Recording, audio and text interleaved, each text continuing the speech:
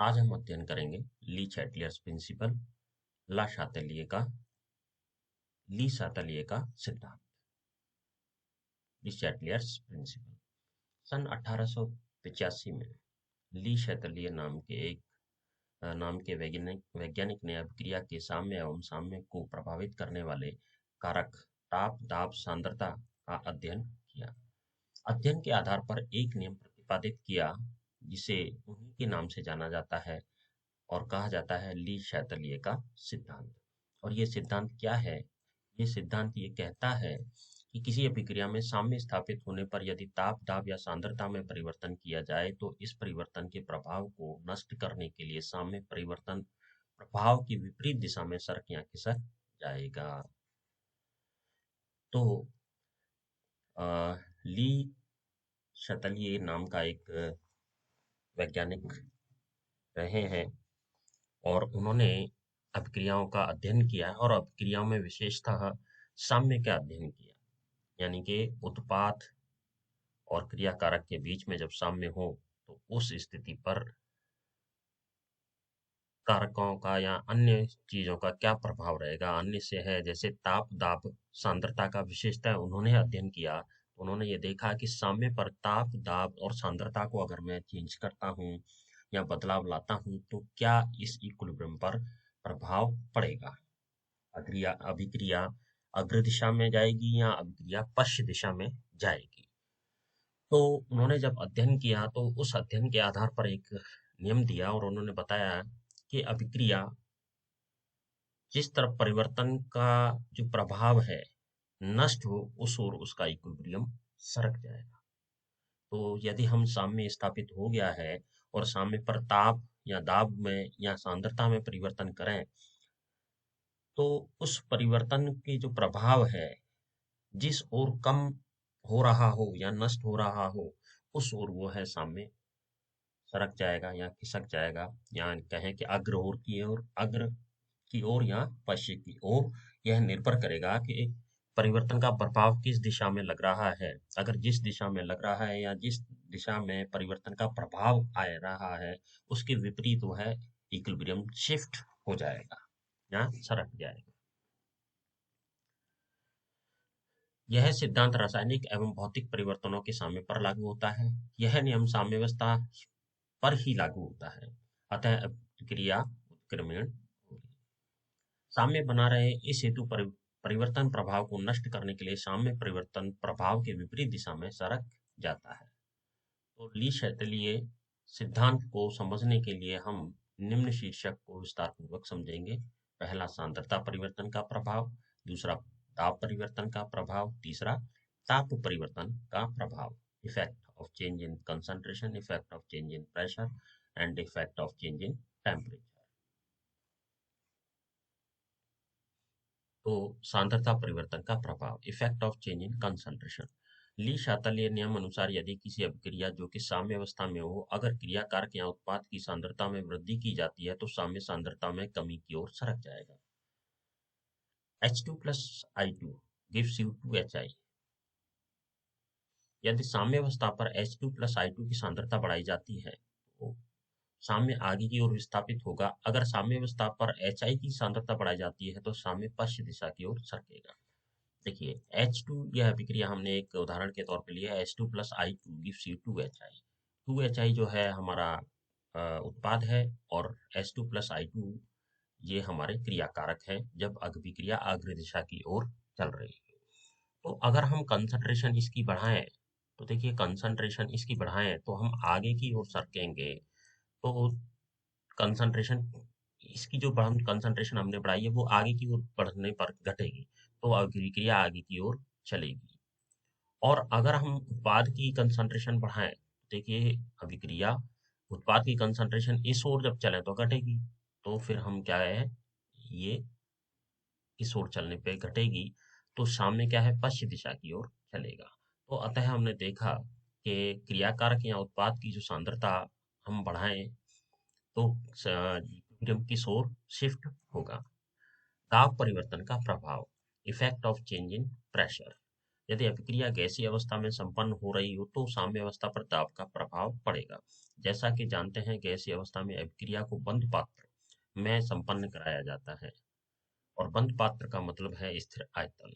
स्थिर आयतन पर गैसीय अणुओं का संबंध गैसीय दाब से होता है, अर्थात स्थिर आयतन में गैसीय अणुओं की संख्या बढ़ाने पर दाब बढ़ता है और घटाने पर घटता है। यदि क्रिया कारक और उत्पाद के अणु बराबर हैं और साम्य स्थापित है तो साम्य अवस्था पर दाब का प्रभाव नहीं पड़ेगा।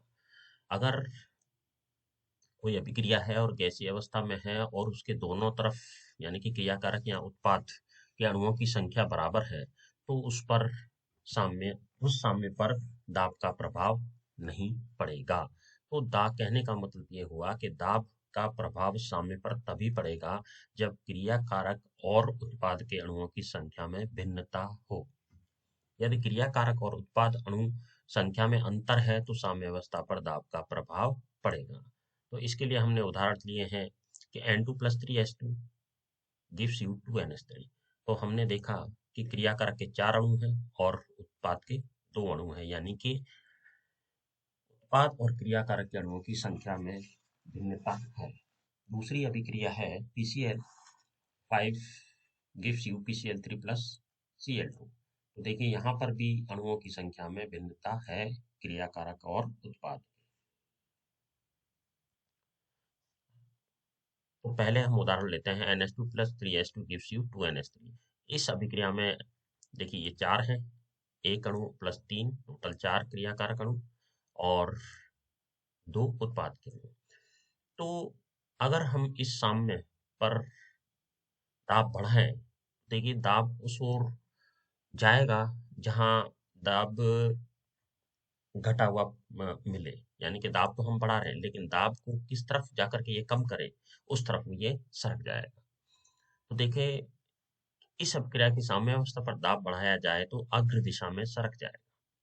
देखिए अगर हम इस पर जो है प्रेशर बढ़ा रहे हैं तो देखिए इस तरफ देखें तो अणुओं की संख्या पहले से ही ज्यादा है और इस तरफ 2 है, तो जिधर अणु कम है तो दाब बढ़ाने पर वो उधर जाएगा। तो जाएगा तो इसका मतलब अभिक्रिया किस तरफ जा रही है, अग्र दिशा की ओर। और दाब अगर घटाएं तो देखिए दाब इस इक्विलिब्रियम पर जब हम घटाएंगे तो देखिए यहाँ पर तो ऑलरेडी कम है, तो ये इस ओर सरक जाएगा। तो सरकने का मतलब है कि ये पश्चिम दिशा की ओर जाएगा।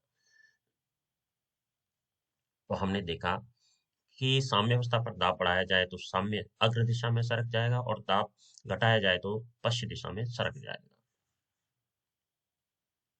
दूसरा उदाहरण है PCl5 gives you PCl3 plus Cl2। इसको जब हम देखते हैं तो देखिए अगर जब साम्य अवस्था है और इस पर हम दाब बढ़ाएं तो देखिए इधर अणुओं की संख्या 2 है और इधर 1 है। दाब जब बढ़ाएंगे तो क्या होगा, दाब बढ़ाएंगे तो देखिए इधर ऑलरेडी ज्यादा है, तो दाब बढ़ाने पर अणुओं की संख्या बड़ी बड़ी हुई है तो इधर दाब काम नहीं करेगा, ये चलेगा इस ओर इधर अणुओं की संख्या कम है। और यदि दाब घटाया जाए तो देखिए इधर तो ऑलरेडी कम है, तो ये चलेगा जहां अणुओं की संख्या ज्यादा है। तो इस अभिक्रिया में क्रियाकारक अणु 1 है एवं उत्पाद अणु 2 है। साम्य अवस्था पर दाब बढ़ाया जाए तो साम्य पश्चिम दिशा की ओर सरक जाएगा और यदि दाब घटाया जाए तो अग्र दिशा की ओर सरक जाएगा।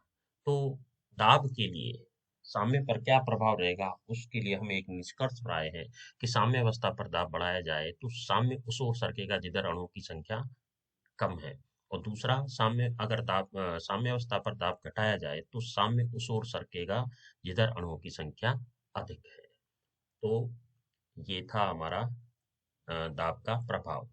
अब जो है ताप का परिवर्तन, अगर साम्य अवस्था में है कोई अभिक्रिया और उस पर हम ताप बढ़ाएं या घटाएं साम्य पर, तो देखिए क्या प्रभाव होगा। जैसा कि हम जानते हैं कि अभिक्रिया 2 प्रकार की होती है, एक्सोथर्मिक और एंडोथर्मिक। तो रासायनिक अभिक्रिया में ऊष्मा परिवर्तन 2 प्रकार से होता है, एक तो ऊष्माक्षेपी, दूसरा ऊष्मा शोषी। तो ऊष्मा क्षेपी जो है वह अभिक्रिया जिसमें उत्पाद निर्माण के साथ में ऊष्मा मुक्त होती है। तो यहाँ देखिए N2+3H2 से निर्माण होता है 2NH3 का और इसके साथ में इतनी ऊर्जा मुक्त होती है 22,400 कैलोरी। तो इस अभिक्रिया में 22,400 कैलोरी जो ऊष्मा मुक्त हो रही है, यानी कि जब उत्पाद का जो निर्माण हो रहा है उसके साथ साथ क्या है, इतनी ऊर्जा मुक्त हो रही है, यानी कि ये अभिक्रिया कैसी है, एक्सोथर्मिक है, ऊष्मा क्षेपी है। तो देखिए अगर इस पर आप ताप बढ़ाएंगे माना कि अभिक्रिया का ताप है 80 डिग्री, मान लिया हमने, ये है नहीं, ये माना गया है। तो देखिए अगर हम इसका ताप और बढ़ाएं, तो ताप और बढ़ाने पर क्या होगा, देखिए इधर तो ऑलरेडी ताप है ही है, अभिक्रिया मुक्त कर रही है। तो देखिए साम्य अवस्था पर ताप बढ़ाया जाए तो साम्य की कमी की ओर सरकेगा, अर्थात बाईं ओर। और ताप घटाया जाए तो किस ओर सरकेगा, दाईं ओर। तो अब है ऊष्मा शोषी या एंडोथर्मिक, जिस वह अभिक्रिया जिसमें ऊष्मा का शोषण या अवशोषण किया जाता है या ऊष्मा दी जाती है। N2+OT gives you 2NO minus 43,200 calorie. तो देखिए इसमें इतनी ऊष्मा इस अभिक्रिया को दी जा रही है, तो यह अभिक्रिया संपन्न हो पा रही है। तो देखिए इस अभिक्रिया में हमने ऊष्मा देंगे तो यह अभिक्रिया आगे की ओर चल रही है। तो इसका मतलब अगर हम इसको अभिक्रिया को ऊष्मा देंगे तो यह आगे की ओर जाएगी, और ऊष्मा कम करेंगे तो पीछे की ओर जाएगी। तो इस अभिक्रिया में उत्पाद निर्माण हेतु ऊष्मा की आवश्यकता है। ऐसी अभिक्रिया ऊष्मा शोषी कहलाती है। साम्य अवस्था पर ताप बढ़ाया जाए तो साम्य दाईं ओर सरकेगा, और ताप घटाया जाए तो साम्य बाईं ओर सरकेगा। तो हम एक निष्कर्ष पर निकले हैं कि ऊष्मा क्षेपी अभिक्रियाओं में अधिक उत्पाद निर्माण हेतु ताप कम रखना चाहिए। ऊष्मा शोषी अभिक्रिया में अधिक उत्पाद निर्माण हेतु ताप बढ़ाया जाना चाहिए। तो ये हमने देखा है कि ली शैतली का सिद्धांत क्या कहता है, क्या साम्य पर किस प्रकार कारक उसे प्रभावित करेंगे। Thank you.